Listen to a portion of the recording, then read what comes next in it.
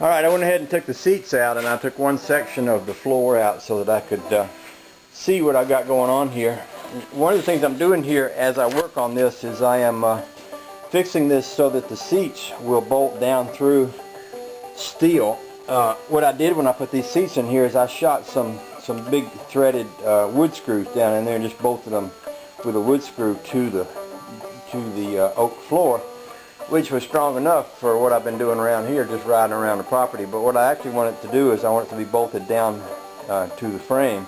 The seats should be. So I'm marking the places where I need to drill a hole through the iron in order to put bolts through to bolt my seat down.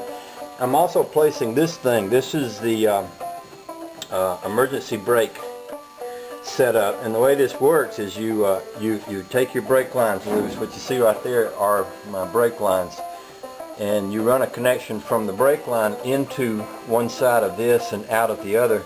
When you get ready to lock your brakes, you push the brake and you push this handle down, and it's supposed to stay down. That's supposed to lock.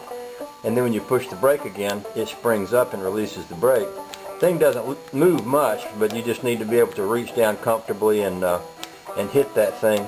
And I'm putting it right here because when I was sitting in the car, my right hand just falls to that exact spot.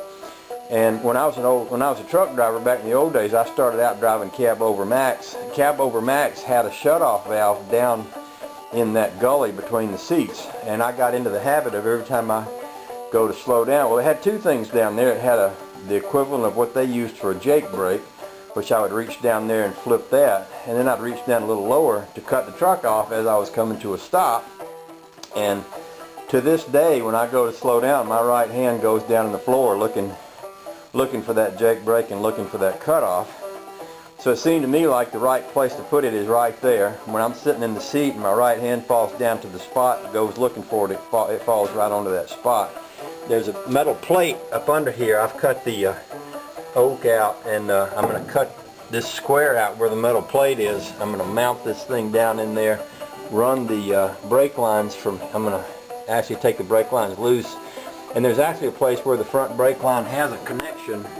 You can see it right there, so I should be able to just unbolt that connection, come off of one side of it back to here, off the other side back to that line, bleed all the air out of it, and that should pretty well take care of that.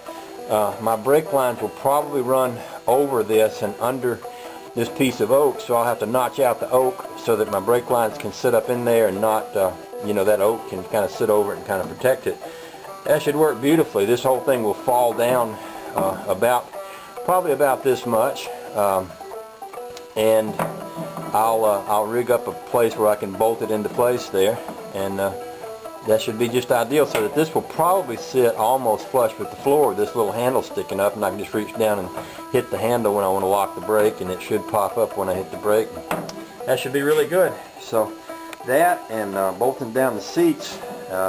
I'll also be setting up, I've marked some spots where the seat belts would go, and I want that bolted to some metal, so I'll also do that while I got that floor out. And I got a whole list of other things to do, but that's, as I'm taking the floor out, it's important to mark where I need to do what, so that, because that kind of helps me figure out where I need to cut and weld and all this kind of fun stuff.